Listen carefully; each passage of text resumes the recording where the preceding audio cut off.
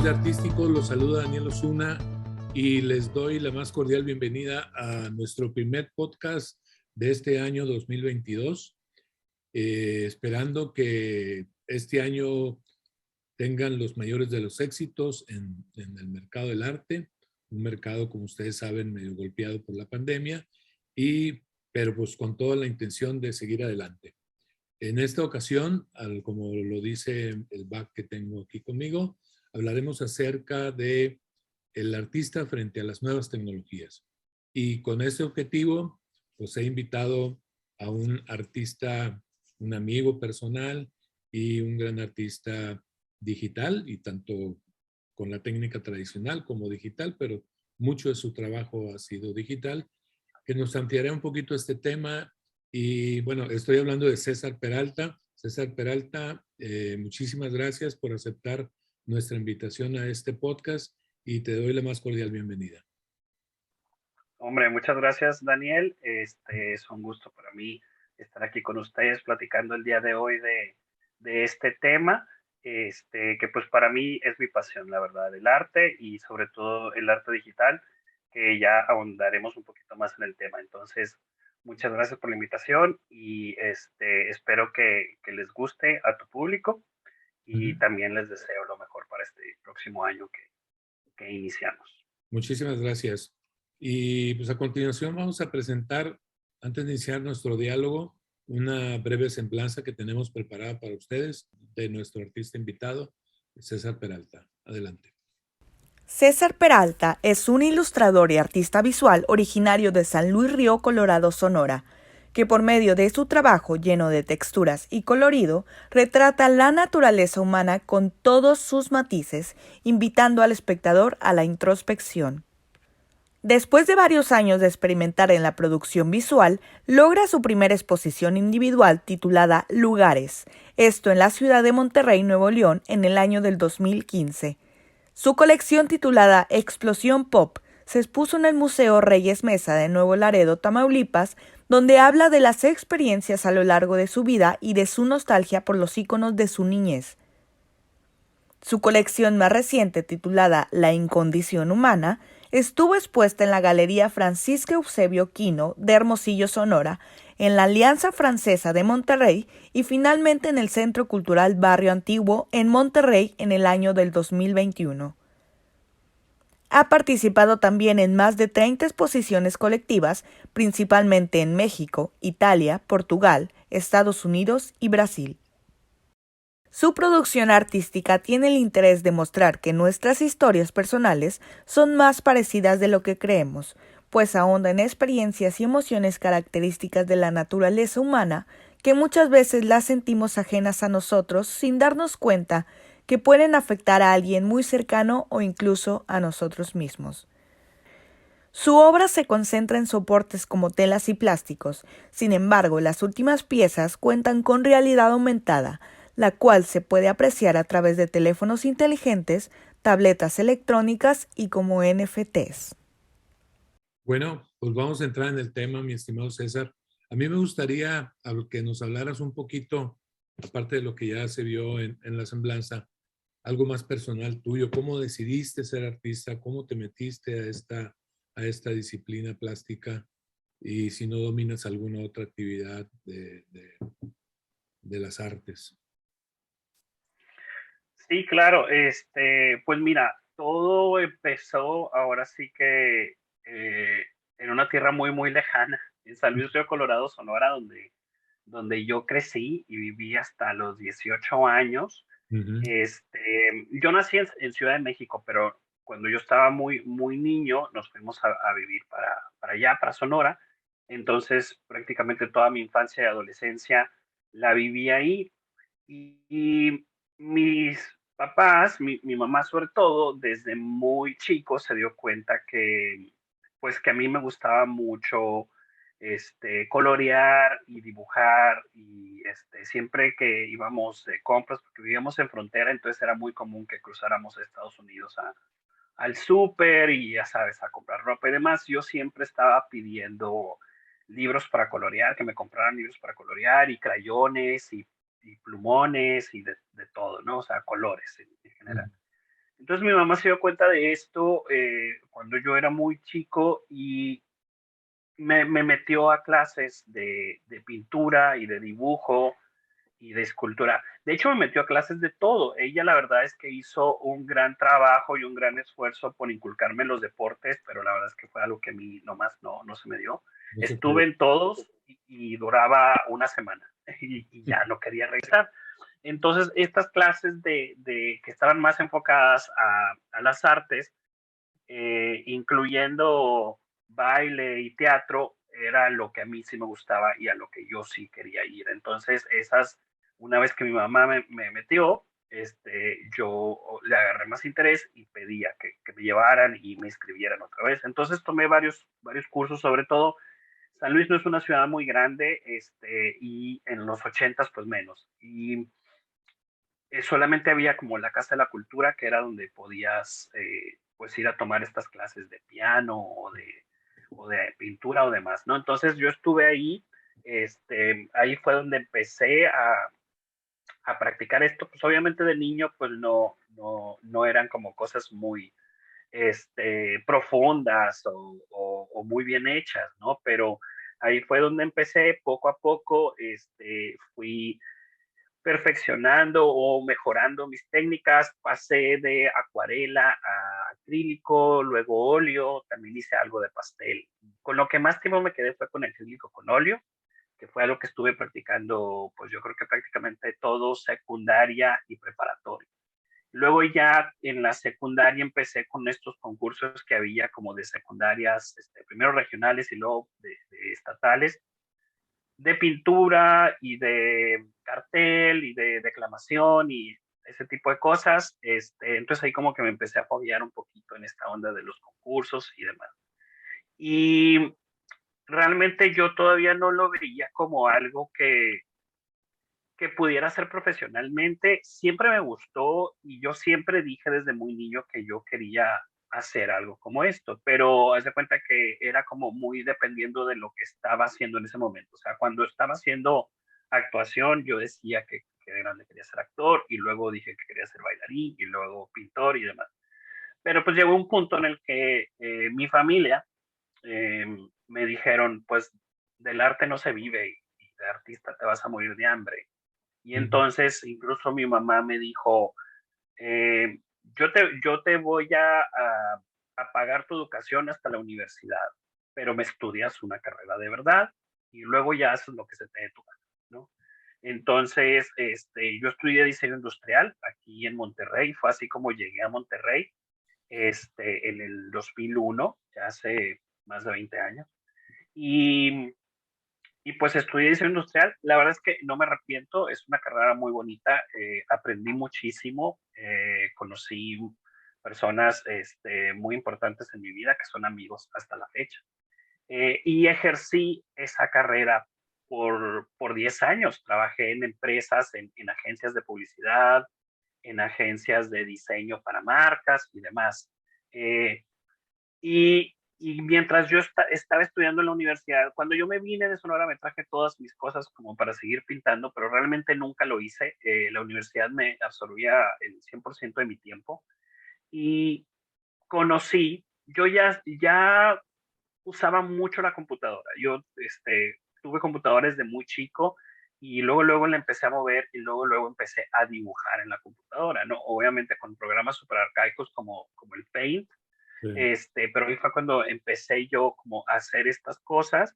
Y ya aquí en la universidad, pues me presentaron los programas de diseño en 2D como Photoshop, Illustrator, y de diseño en 3D como 3D Studio Max, AutoCAD y demás. Entonces, yo empecé como por hobby a hacer estas composiciones en las que mezclaba cosas que hacía en los programas de modelación 3D con fotografías en Photoshop y empecé a hacer eso, pero era realmente como un hobby. Y llegó un momento en el que dije, creo que soy como más hábil con el mouse que lo que era con el pincel, entonces le voy a seguir por este lado. Y seguí como explorando eso. Luego me gradué, empecé a trabajar en una imprenta de plásticos Y un día mi jefe me dice, oye César, necesito que me imprimas unos cuadros para mi casa. Y yo, pues sí, ¿en qué material? ¿No? O sea, pues estaba acostumbrado a usar varios materiales, por lo general plásticos rígidos. Y me dijo, no, compré una tela especial. Entonces me la entrega y yo fue cuando dije, entonces se puede imprimir en lienzo, ¿no? Ahí fue como, wow, era 2006, nadie lo estaba haciendo, el Canvas nadie lo conocía, o sea, como esa aplicación de impresión, ¿no? Y me acuerdo que le imprimí sus cuadros a mi jefe, quedaron súper bonitos, y fue cuando dije, se me hace que yo quiero empezar a hacer esto, ¿Pero un cambio porque de tela o un poquito plástica o cómo se le conocía a ese tipo de tela? era ese primero que utilicé, era una composición de algodón con poliéster, Ok. entonces sí tenía un acabado bastante padre, la verdad, pero era muy caro y solamente se conseguía en Estados Unidos. Ujú. Entonces yo con los primeros que empecé a hacer como mis experimentos ya impresos, era una tela mucho más plástica que se utilizaba aquí en México como para hacer pendones, Sí. como para las tiendas. Este, y como el arte digital, eh, pues era como muy difícil en ese entonces, realmente nadie lo estaba haciendo, obviamente la palabra arte digital como que todavía ni sonaba tanto, los primeros que había eran personas que habían hecho más bien net art, que era como arte a través de páginas web, este, entonces yo decía, pues cómo voy a llevar mi trabajo a la gente si está en una pantalla, ¿no? No había smartphones, estaban, ¿no? Pero, o Sí. sea, creo que todavía no llegaban a México, las tablets, bueno, ni se digan, ¿no? Entonces fue por eso yo que dije, pues lo voy a empezar a imprimir, ¿no? Y empecé a imprimir estos cuadros y ahí poco a poco, pues ya sabes, ¿no? Con conocidos y amigos empezaron de repente a comprar. Y, y así fue como realmente empecé yo con esto, o sea, desde el 2006 es cuando puedo decir que ya me empecé a hacerlo ya como en forma de decir, ok, voy a hacer estas composiciones que significan esto, que tienen este sentido para mí, y son piezas que todavía tengo en mi catálogo, las del 2006, las de años anteriores, pues la verdad es que no, ya, o sea, no las tengo, creo que ni siquiera tengo los archivos.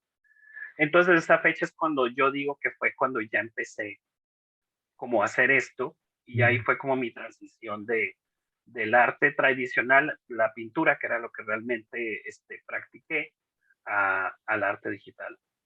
Pero fíjate la combinación tan padre, ¿no? Que todo lo que aprendiste de niño hasta adolescente, pues la técnica, la composición, el color, todo eso, pues te sirvió muchísimo para aplicarlo ya tecnológicamente, ¿verdad? Digitalmente. Sí, totalmente. Y sabes que también hay algo bien importante porque si has visto mis obras y si el público que nos está viendo, ahí les vamos a dejar más al rato las redes para que puedan también checar. Sí. Mi trabajo está muy saturado de color y de texturas, es como muy cargado. Y, y haciendo como análisis de eso, hace poco me cayó el 20 que eso me viene de una influencia muy fuerte de mi mamá, porque mi mamá hasta la fecha todavía diseña ropa, y ella siempre se dedicó a ese medio, a ella es lo que le gusta. Entonces, ella diseña ropa, pero tiene también un taller de costura, ¿no? Con varias chavas que le ayudan y demás. Entonces, cuando vivíamos en San Luis, pues ella a lo que se dedicaba, hacía ropa tanto para ella como para vender. Y a mí me hacía ella, pues no sé, mis trajecitos para las piñatas y cosas así. Pues yo tenía ropa que no tenía ningún otro niño y que aparte era pues muy llamativa, porque mi mamá es de Sinaloa y como mujer sinaloense viste así con colores muy llamativos y ya sabes, patrones como atigrados y entonces no, como que nunca he tenido miedo de usar ese tipo de telas y pues yo crecí usando ese tipo de cosas y viéndolas, entonces como que ahora viendo hacia atrás, creo que eso influenció mucho en cómo está formado estéticamente o visualmente mi trabajo. Y además que por mi formación como diseñador industrial y mi práctica profesional en agencias con marcas, pues creo que eso también ha ayudado mucho. Incluso ha habido personas que me dicen, es que hay algo curioso porque de repente tu obra podría parecer como un afiche publicitario, pero en realidad no estás publicitando nada, o sea, en realidad estás hablando de otras cosas, ¿no? Pero el manejo del color o las formas o eso, ¿no? Entonces, eso es algo muy interesante que yo me di cuenta hace poco y creo que traigo desde ese entonces esa influencia. Y esa transición, por lo que veo, fue lenta, ¿no? De irte de lo tradicional que venías aprendiendo a lo digital. ¿Qué diferencias notas entre la producción, vamos a decir, tradicional a la digital, en cuanto a resultado de emocional tuyo? O sea, ¿cómo lo ves? ¿Existe alguna diferencia al pintar una obra en pintura original o tradicional a una pintura digital? Eh, sí y no, porque como que a la hora de estar creando, de alguna forma como que fluye igual un poquito la idea o no quiero decir la inspiración porque como Picasso no creo mucho en eso, creo que tiene más que ver con el trabajo. Mm. Pero bueno, traes la idea en mente y ya sabes más o menos como lo que quieres hacer o empiezas a experimentar. Y entonces a la hora que estás pintando, pues agarras el pincel, ¿no? Y empiezas ahí como a ver cómo fluye la forma y hacer estos trazos. Y en lo digital, sobre todo ahora que tenemos estas tablets y con las plumas y es como más fácil hacer ese tipo de trazos, es muy parecido, ¿no? O sea, el proceso creativo yo creo que es muy parecido. La ventaja que tenemos en lo digital es que pues es muy fácil darle back, ¿no? O sea, de que esto ya no me gustó, quítaselo, o trabajar con capas y esta capa que le había puesto con tal color ya no me gustó, la ocultas. Y eso en la pintura pues muchas veces no es Pero posible, ¿no? lo borras más fácil, ¿no? Este Lo tipo, borras más fácil, la mueves y... ¿no? Ujú. Exacto, con el óleo creo que es como más fácil poder enmendar ese tipo de errores cuando estás pintando y no te gustó que con otras técnicas. Por ejemplo, con el acrílico me ha pasado que de repente pues te quedan ahí como estos fantasmitas de lo que hiciste antes, lo cual también es interesante si Ujú. es como parte de la obra, ¿no? Ahorita que estoy combinando lo digital con lo tradicional y retomé la pintura, lo que hago es que imprimo y sobre la impresión pinto. Me di cuenta que lo extrañaba muchísimo. Me di cuenta que realmente nunca debía haberlo dejado porque es algo que disfruto bastante y, y ya no lo voy a volver a dejar. O sea, ya que otra vez lo estoy experimentando, dije, wow, esto realmente es algo muy padre. Bueno, a lo Y mejor no sé cómo. intervienes la obra digital y le das los últimos toques o agregados que quieras ponerle, ¿no? Porque la obra siempre, para mí la obra siempre es dinámica, nunca hay obra terminada. Entonces, yo creo que eso te da una gran ventaja. Sí, exactamente. Y pues ahora te digo que estoy como otra vez combinándolos. Creo que está cobrando como un sentido diferente también para mí y también para el público, ¿no? Porque mucha gente decía, no, pues es que sí, está muy padre tu trabajo, pero pues es que como es todo digital, pues yo siento que vas a imprimir muchos y pues ya no voy a tener como una pieza tan única y, ¿no? Entonces había como que sí ha habido a lo largo de los años como muchas, ¿cómo decir? No interrogantes, pero muchos argumentos de la gente frente al arte digital que lo menospreciaban, ¿no? Cada vez menos afortunadamente, pero pues te digo que como yo empecé con esto hace 15, 16 años, pues cuando empecé sí era así como, pero ¿es diseño gráfico o es ilustración o es fotografía?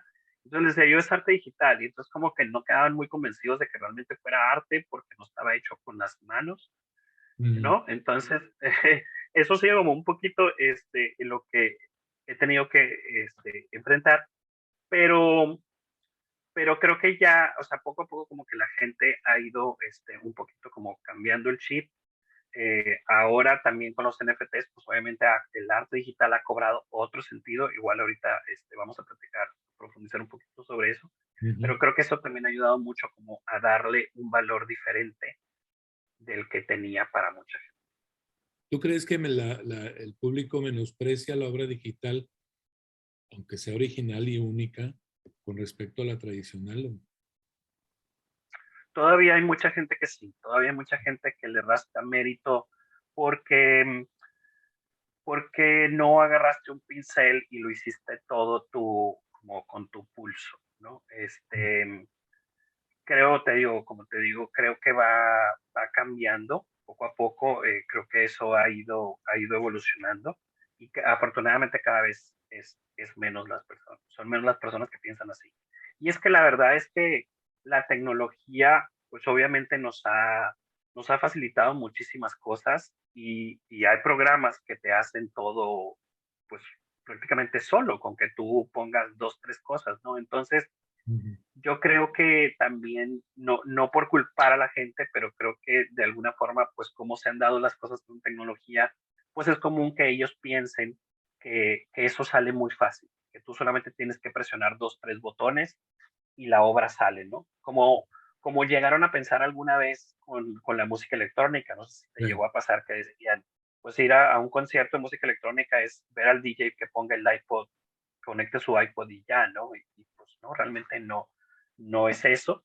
Este, pero te digo, afortunadamente creo que poco a poco va cambiando. Obviamente, pues hay personas, a lo mejor las personas más grandes, las generaciones más grandes, Ujú. que pues están muy chapados a la antigua y pues para ellos a lo mejor si no está hecho con pincel, pues no, nunca va a tener el mismo valor, ¿no? Pero creo que con las nuevas generaciones ha ido cambiando. Aunque implique muchas veces el mismo trabajo o más trabajo. Sí, la verdad es que sí.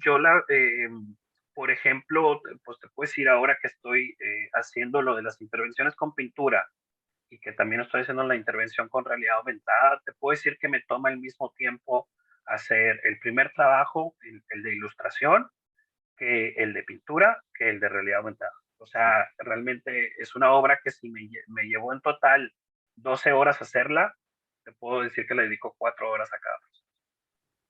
Es igual.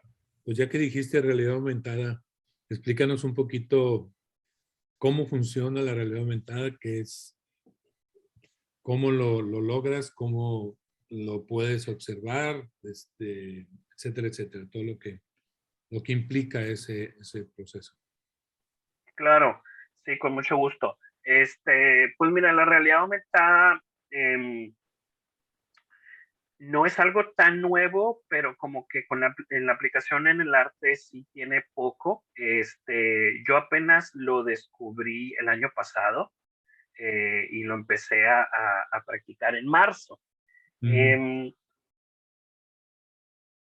la realidad aumentada funciona que tú tienes una pieza, por lo general 2D, también funciona con escultura, pero es un poquito más complejo. Pero bueno, con los cuadros, que son 2D, es lo más sencillo.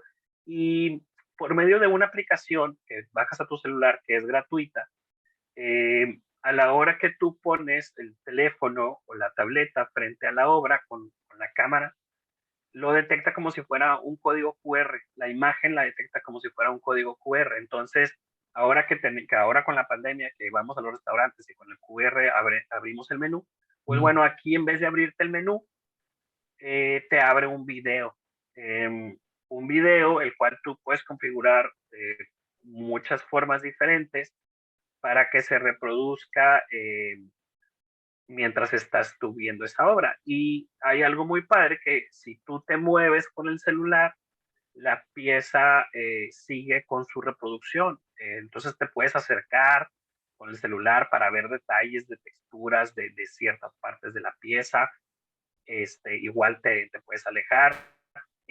Yo, por ejemplo, hay algunas piezas que les pongo este efecto como de 3D, en el que está el fondo y a lo mejor si hay algunos personajes dentro de la obra, dentro de la pintura, pues los pongo para que se vean como en diferentes planos, ¿no? Entonces, esto es algo muy padre porque pareciera como que los personajes salen del cuadro Sí. y tú te pones de lado, puedes ver como esta diferencia de profundidades, Sí, ¿no? Entonces, ¿mande? de cómo se separan las imágenes de la obra. Sí, exactamente. Entonces, eso para mí, cuando yo lo empecé a hacer, se me hizo algo súper interesante porque sentí que le daba un grado más de interactividad del usuario con la pieza, ¿no? O sea, ya no era nada más de llegas, ves la pieza en la pared, ah, mira qué bonito, ah, me acerco un poco para ver las texturas o los detalles de las pinceladas y me alejo y me paso a la siguiente pieza, ¿no? Entonces, es esta onda de sacar el celular, ponerlo, ah, mira, se ve, me muevo, me acerco, me alejo, entonces eso se me hace como súper interesante. Algunos clientes que me han comprado esas piezas me dicen que se ha convertido también como en un tema de conversación en las reuniones, porque pues llegan los amigos y, ay, ese cuadro no lo tenías, ay, no, déjame te lo enseño que tiene esto. Y entonces y se sorprenden porque a lo mejor no lo han visto antes, ¿no?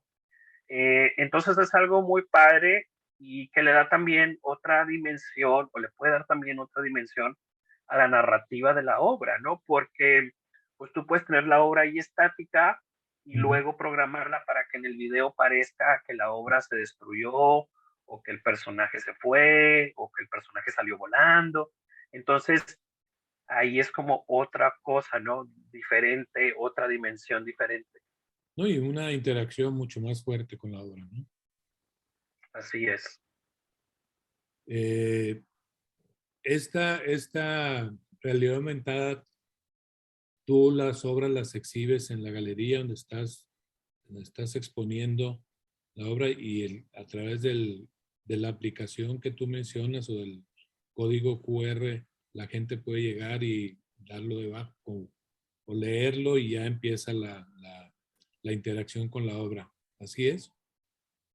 Sí, exactamente así funcionan. De hecho, como lo hemos estado manejando cuando he tenido obras así expuestas, es que en la ficha técnica les pongo el código QR que los lleva a bajar la aplicación Ah, y ya, o sea, es bien fácil porque te lleva el código QR, le das bajar y te la abre y ya nomás lo pones así frente a la obra y ya se empieza a reproducir. pero la interacción se da ahí mismo o puedes tomarle foto y te la puedes llevar para interactuar con ella. No, la interacción se tiene que dar ahí mismo, o sea, la Ahí interacción mismo. se tiene que dar con la pieza. Ok. Lo que el celular te permite es grabar video de lo que tú estás viendo, o sea, a la hora Ok. que se reproduce la realidad aumentada, puedes grabar ese video y después puedes verlo, pero en realidad, pues para generarla tienes que tener la pieza delante. Ok. Muy bien. Ahora, háblanos un poquito de otro punto importante de las famosas NFTs que ahora están muy de moda. Por Explícanos un todos poquito lados. qué son las NFTs para nuestro público y cómo funciona. Sí, mira, los NFTs también ya tienen un ratito, pero apenas el año pasado fue cuando ya se popularizaron así muy cañón, ¿no? De que se dieron estas compras millonarias o estas ventas millonarias, que ya se metieron las casas de subasta y todo este rollo, ¿no? Que se puede decir como que se viralizó. Ujú. El NFT es algo muy chistoso porque realmente es como un certificado digital que avala, pues puede avalar realmente cualquier archivo de computadora, pero realmente con lo que se está usando es con archivos de arte digital, ¿no? Pueden ser imágenes, solamente pues una imagen estática, que puede ser una ilustración, una fotografía, una pintura escaneada, o pueden ser imágenes con movimiento, como videos. Hay unas imágenes que son como hologramas, que es como el boomerang del Instagram un poquito, que es una figura que se mueve y luego regresa a su forma original. Esas, esas piezas y fragmentos de videos son las primeras que se empezaron como que a comercializar como NFTs con deportistas.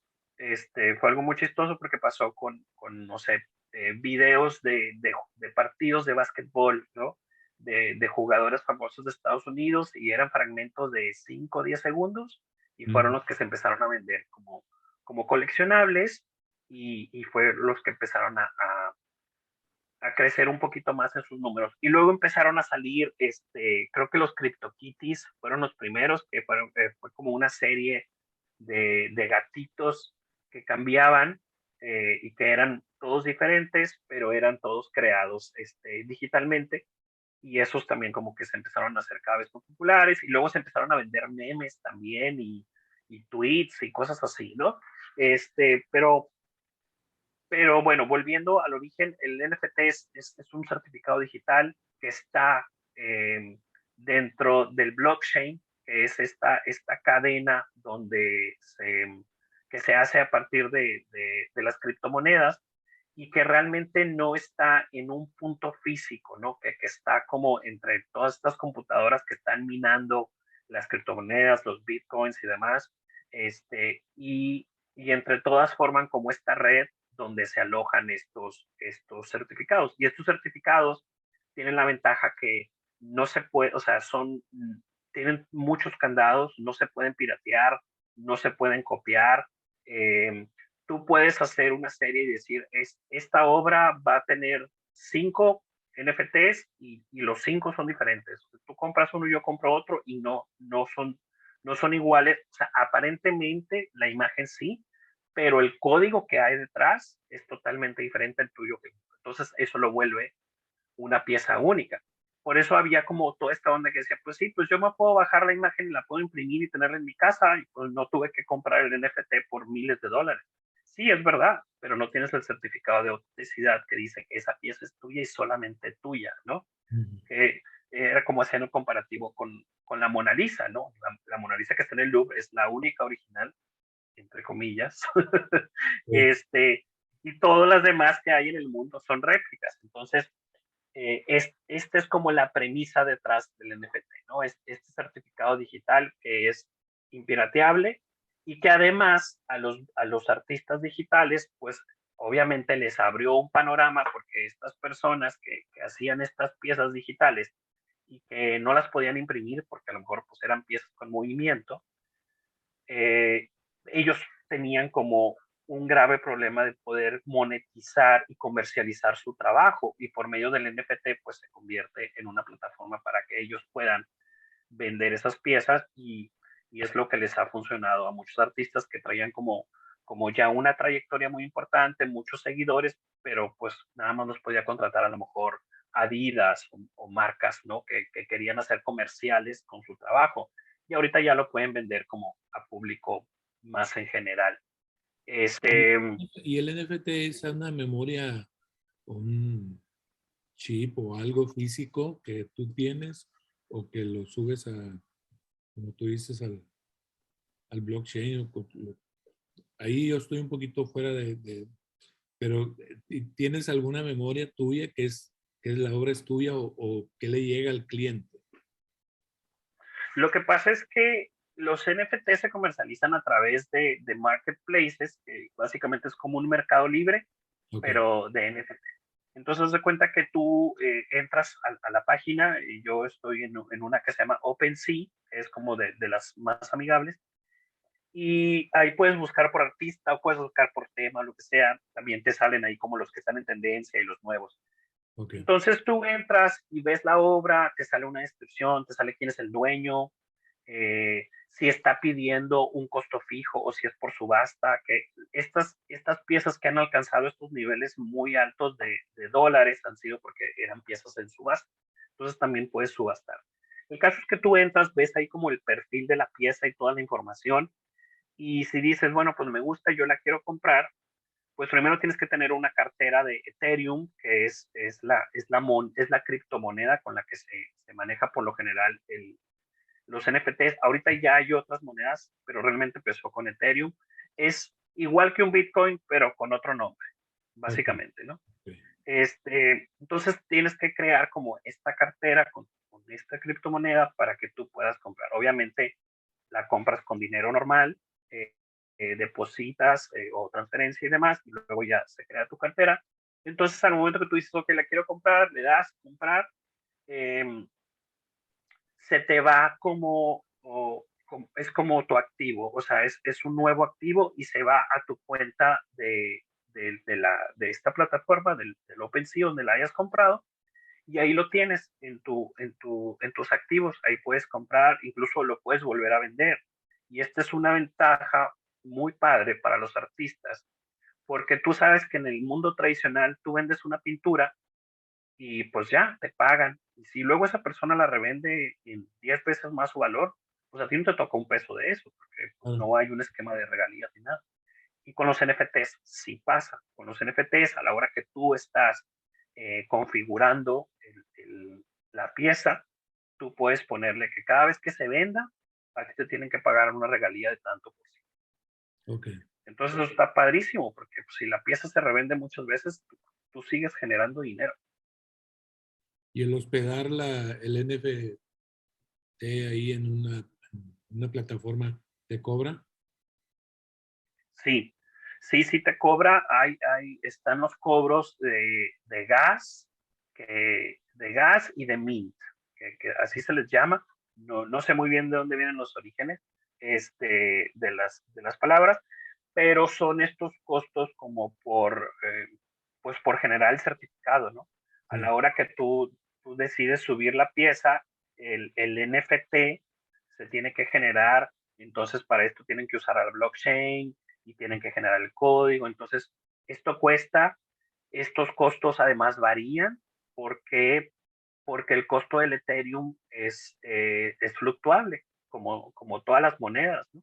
Entonces, no sé si te acuerdas cuando empezó lo del Bitcoin, que costaba primero, creo que $15, y luego subió un chorro, y luego ya después estaba en $3,000, una cosa así súper loca. Bueno, pues con el Ethereum pasa lo mismo, y también tiene mucho que ver con el tráfico. Entonces, por ejemplo, hay ciertas horas del día en el que te va a costar mucho más subir o hacer una transacción, porque también a la hora de venderlo, también tienes que pagar cuota, ¿no?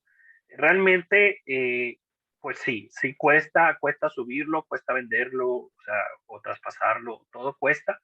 Eh, Te digo que esta plataforma OpenSea, que es la que yo uso, es como de las más económicas porque sí te cobran una cuota al inicio como de inscripción. sí. A mí me tocó pagar creo que como $80 más o menos. Mm, Y,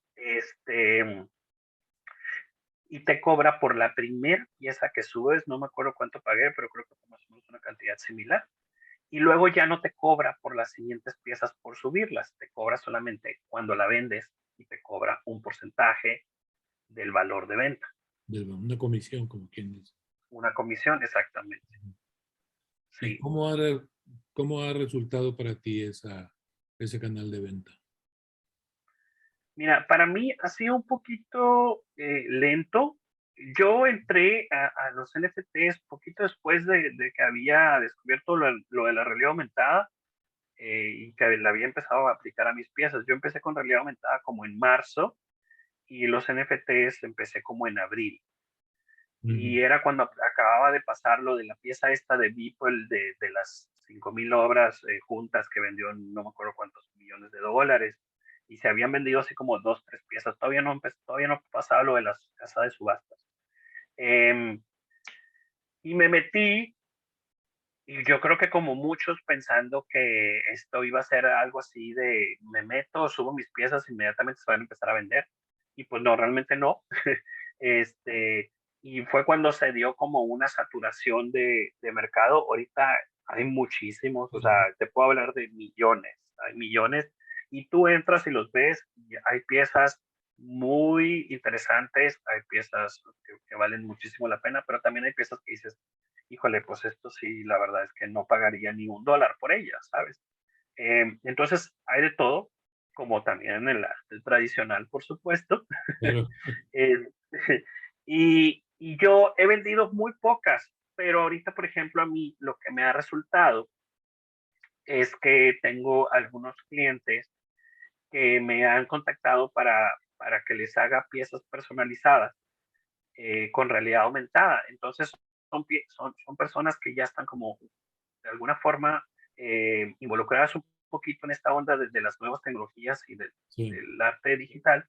Entonces, yo les ofrezco, ¿quieres que de una vez te haga la pieza NFT? Y me dicen, pues sí, órale va, cotízame, ¿no?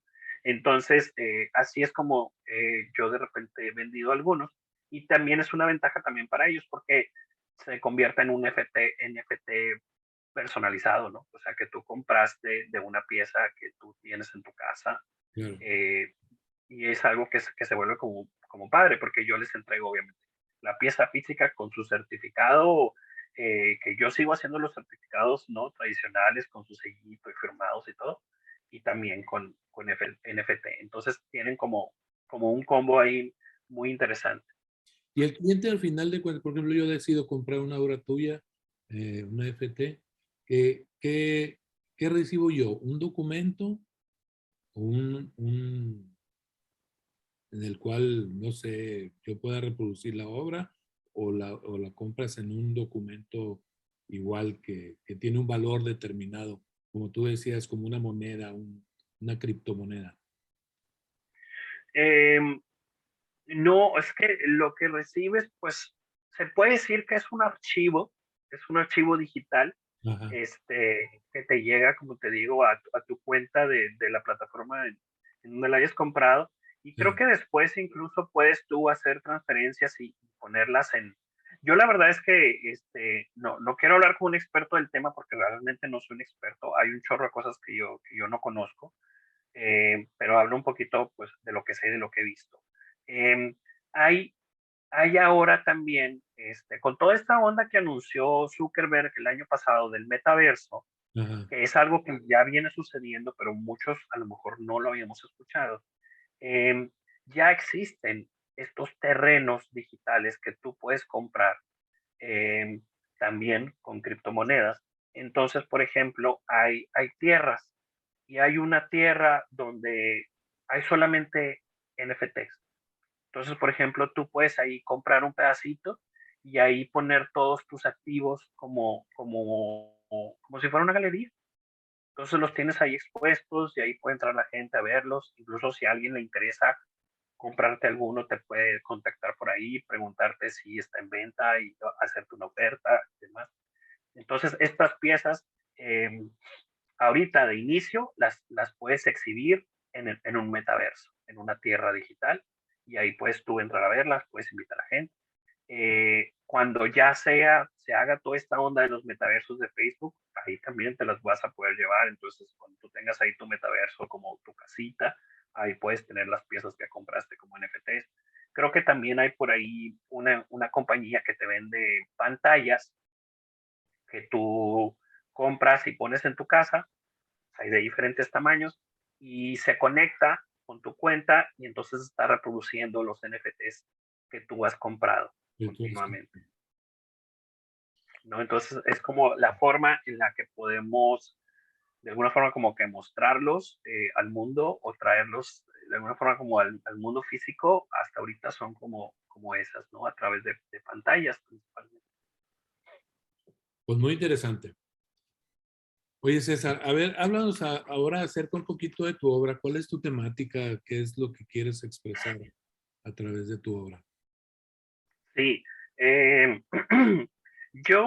mi obra, la verdad es que he batallado un poquito con la onda de los temas porque como que de muy joven me dijeron que tenía que tener solamente un tema y entonces yo trataba como de enfocarme en eso, pero luego decía, es que también quiero hablar de otras cosas. Entonces ahorita ya decidí que hablo de tres y a veces hablo solamente de uno y luego lo dejo y agarro el otro y así. Entonces son tres temas principalmente. El primero tiene mucho que ver con la cultura pop,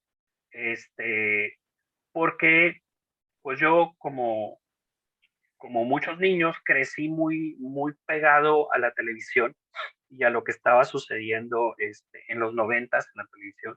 Entonces, por ejemplo, yo veía mucho MTV, pero también veía pues, caricaturas y programas y demás, ¿no? Entonces, hay muchas piezas que hablan sobre estos íconos de mi infancia, de mi adolescencia, eh, y pues eso es por una parte. El segundo tema del que me gusta hablar es